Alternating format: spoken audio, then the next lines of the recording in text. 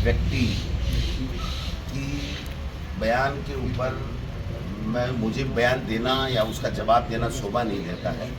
इसको बीजेपी और आरएसएस ने केवल बकवास करने के लिए छोड़ रखा है। बदतमीजी करो, बकवास करो, अनर्गल बयानबाजी करो। आप बताइए, इसको शिक्षा मंत्री बना रखा है। मुझे तो शर्म आती है कि इस प्रदेश का शिक्षा मंत्री इतनी वाहियात बातें, इतनी दुष्टता की बातें करता है, इतनी गैर जिम्मेदाराना बातें करता है कि उनको शर्म नहीं आ रही है।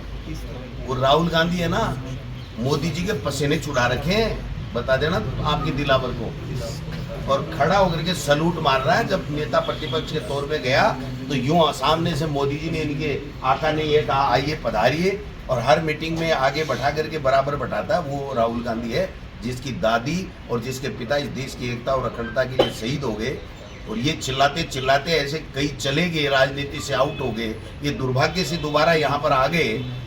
लेकिन मैं ये कहना चाहता हूँ मुख्यमंत्री जी को कि एक तो इनकी एस्कॉर्ट बढ़ा दीजिए, इनके साथ भगवान ना करे कोई दुर्घटना नहीं घट जाए, क्योंकि जिस तरीके की भाषा का ये प्रयोग करते हैं, हम मना करते हैं सब लोगों को, हमारे कार्यकर्ताओं में आक्रोश है, लेकिन हम कहते हैं नहीं, इसके ऊपर मत जाओ। ये विवेकहीन व्यक्ति है, ये बुद्धिहीन व्यक्ति है, ये अनर्गल बयानबाजी करने के लिए ही इसको छोड़ा गया है। आप बताइए, डीपीसी कराओ, टीचरों की भर्ती कराओ, इंग्लिश मीडियम को और ज़्यादा मजबूत करो, गरीब का बेटा कैसे पढ़े, कैसे अच्छी करे, इंफ्रास्ट्रक्चर कोई काम करो, कोई शिक्षा में नवाचार करो। कोई कर रहा है क्या? कोई बात कर रहे हैं क्या? कभी कोई विद्यालयों का निरीक्षण किया हो इन्होंने? एक रोड का, एक नाले का निरीक्षण करके गाड़ी निकाल रहे हैं, माँ बाण की, बताओ। और मुख्यमंत्री जी जम्मू में ऐसे घूम रहे हैं जैसे देश को फतह कर लिया उन्होंने। इनके ऊपर लगाम लगाओ। एक मंत्री जी इनके 3 महीने से कह रहे मैं हूँ नहीं हूँ। आज कम से कम ये तो क्लियरिटी हुई कि मदन राठौड़ जो भारतीय जनता पार्टी का प्रदेश अध्यक्ष है, वो कह रहा है कि इस्तीफा नामंजूर हो गया है, किरोड़ी जी पूरा काम कर रहे हैं और किरोड़ी जी मंत्री है। तो मैं तो चाहूँगा कि कल की कैबिनेट की बैठक में माननीय किरोड़ी लाल मीणा जी, मंत्री जी जाएं, और जो 3 महीने में उन्होंने राज्य मंत्रियों को, अधिकारियों को, मुख्यमंत्री को या मीडिया को जो भी बयान या जो भी ज्ञापन दिए हैं, उनके बारे में खुल करके बात करें, जिससे सरकार का क्या विजन उन चीज़ों के ऊपर है वो स्पष्ट रूप से सामने आ सके। और या फिर मदन राठौड़ जी फेल है, अगर वो नहीं जाते हैं मंत्री की हैसियत से कैबिनेट में, तो वो फेल है, और नहीं वो जाकर के बात करें। हम तो चाहेंगे कि कल का दिन राजस्थान के लिए कोई निर्णायक दिन हो, कि वो इन जिन बातों को लेकर के चल रहे हैं वो बातों का फैसला मुख्यमंत्री से वो कराए। तो आपने कहा था कि नो काउंटर खुल गए, तो मतलब समझ में नहीं आ रहा है कि ये कह रहे साहब मैंने पर्ची गलत काउंटर पे कटा ली, इसलिए मेरा गड़बड़ हो गया। फिर दूसरे सही काउंटर पे जाते हैं, सही काउंटर पे पर्ची कटती है, फिर वो पता लगता है कि ये काउंटर भी ठीक नहीं था। तो सवाल ये है कि आप इस ब्यूरोक्रेसी को फुटबॉल बना करके इस प्रदेश में कैसे गुड गवर्नेंस दे पाओगे? आपने सीएस महोदय ने जब मंत्रियों के ऐसे लगाए थे तब इनका इंटरव्यू लिया था, वो 1.5 महीने तक इंटरव्यू चले थे, और 1.5 महीने के इंटरव्यू के बाद में उन्होंने ये कहा था कि 360 डिग्री का परीक्षण करके हम अधिकारियों को लगा रहे हैं, चाहे वो आईएएस हो चाहे वो आरएएस हो। तो वो 360 डिग्री का परीक्षण सीएस ने किया, उसको फेल किसने किया?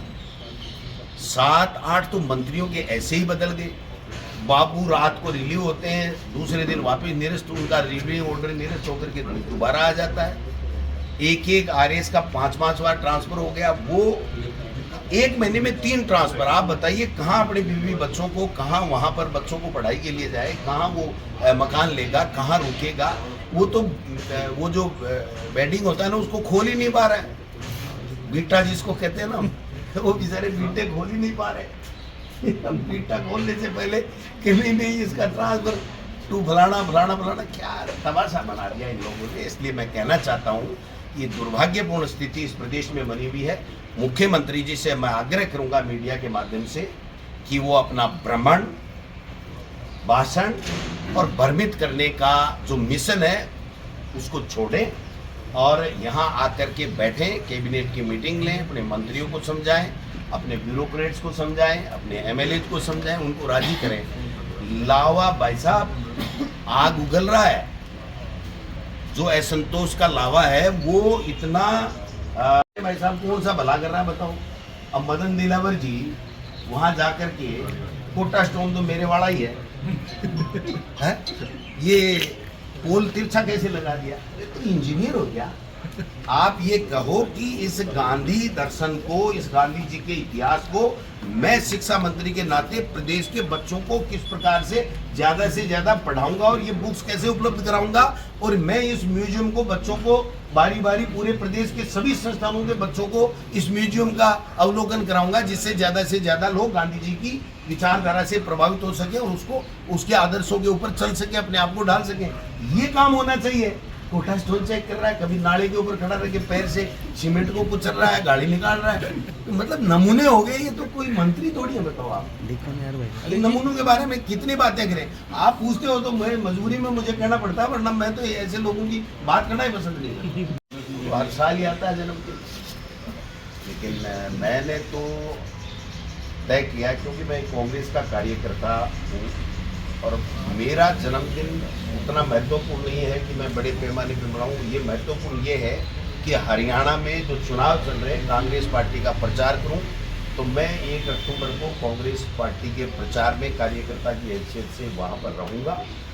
और मैं एक जरूर निवेदन करूंगा, मेरे चूँकि मैं पीसीसी का अध्यक्ष हूं, इसलिए मेरे तमाम ज़िले और ब्लॉकों से मैं एक डिमांड करूंगा कि 9 महीने का इनका कार्यकाल जो विफलताएं हैं, जिसमें प्रमुख विफलताएं हैं, उसका ज्ञापन वो जरूर अगर चाहे तो वो इनकी सरकार का कान खोलने के लिए, इनको जगाने के लिए, इनको इनके वादे वाद याद दिलाने के लिए, इनकी विफलताओं को ये समय रहते ठीक करें, जनता की सुनवाई करें। इसके लिए 9 हमने पॉइंट प्रदेश कांग्रेस कमेटी की हमारी टीम ने तैयार किए हैं, और वो जिले और ब्लॉक के माध्यम से, एसडीएम और कलेक्टर के माध्यम से राष्ट्रपति जी को जो है ज्ञापन जरूर दिलाएंगे, जिससे ये हो कि ये सरकार बिल्कुल फेल है और किसी भी वर्ग को ये कोई जो लाभ नहीं दे पाई है। किसी तरीके से सरकार का कोई फायदा किसी वर्ग को नहीं जाना चाहिए। कल परसों नीम का थाना में हुआ था, हजारों की संख्या में आए थे, और देखना ये जिले चेंज कर ही नहीं पाएंगे। ये अपना टाइम पास कर रहे हैं तरह तरह के सबूत पे छोड़ करके। आप बताओ, भारत सरकार ये कह रहा है कि जनगणना कराएंगे, इसलिए जुलाई में ही सीमाएं सील कर दी गई कि साहब कोई भी राजस्व ग्राम न घटेगा न बढ़ेगा। जब राजस्व ग्राम ही घटेगा बढ़ेगा नहीं, तो जिले कहां से कर देंगे? आप बताओ कैसे कर पाएंगे? इन्होंने दिसंबर तक का समय मांग लिया, क्योंकि काका जी का राज है क्या? ये संवैधानिक व्यवस्थाएं हैं कि जनगणना होगी, तो इनके जिले खत्म करने के लिए वो जनगणना को 6 महीने आगे ले जाएंगे भारत सरकार। इतनी चलती है क्या इनकी?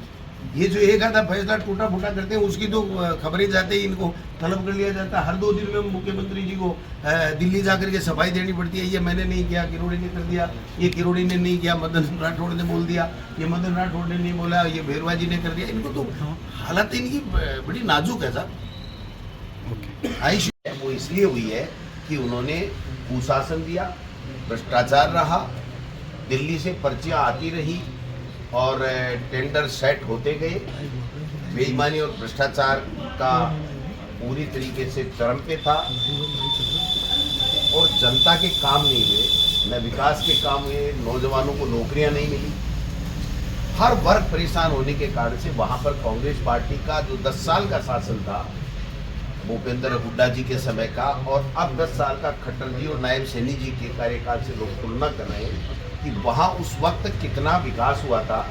और यूपीए सरकार के 10 साल के समय में जो राइट टू एजुकेशन है, राइट टू फूड है, मनरेगा है, जैसे कानून बने जो आम व्यक्ति के लिए उसके जीवन स्तर को ऊपर उठाने के लिए, उसको रोजी रोटी के लिए, बच्चों की शिक्षा के लिए जो उपयोगी साबित हुए, उनसे और 10 साल के जो मोदी जी के समय में जो किसानों के लिए 3 काले कानून, राफेल घोटाला, इलेक्ट्रल बॉन्ड का घोटाला, और विदेशों में शेयर कर रहे हैं मोदी जी, और आज देश में चाहे मणिपुर जल रहा हो उनको चिंता नहीं है।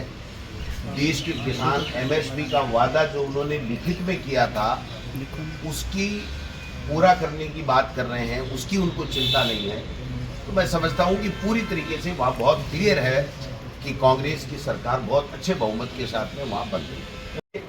तो मैं समझता हूँ उनके हित की बात मैं कह रहा हूँ, मुझे नहीं कहनी चाहिए, बीजेपी के लोगों को समझाना चाहिए उनको, लेकिन मैं समझा रहा हूँ कि ये लावा जो है ज्वालामुखी बन करके फूटने वाला है, उसको रोके।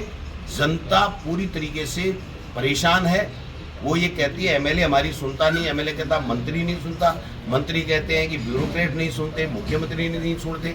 ये ऐसी स्थिति हमने तो लोगों से सुना भी नहीं 70 साल में, और 20-30 साल से मैं भी देखता आ रहा हूँ, 60 साल का हो गया, तो हमने तो ऐसी स्थिति देखी नहीं। ट्रांसफर होते हैं लेकिन एक महीने में 3 ट्रांसफर, 3 लिस्ट आई, तीनों में नाम है, 5 ट्रांसफर हो गए अधिकारियों के।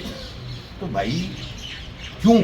और प्रशासनिक आधार पे करते हैं तो 10 दिन तो उनको पीएल देनी पड़ती है, उसको भाड़ा भट्ठा भी देना पड़ता है। तो राजकीय कोष पे कितना नुकसान हो रहा है ये तो समझना चाहिए ना, मर्जी से थोड़ी जा रहे हैं। ये जो स्थिति है वो बहुत ही दुर्भाग्यपूर्ण है। इस स्थिति को प्रदेश के मुखिया को ठीक करना चाहिए।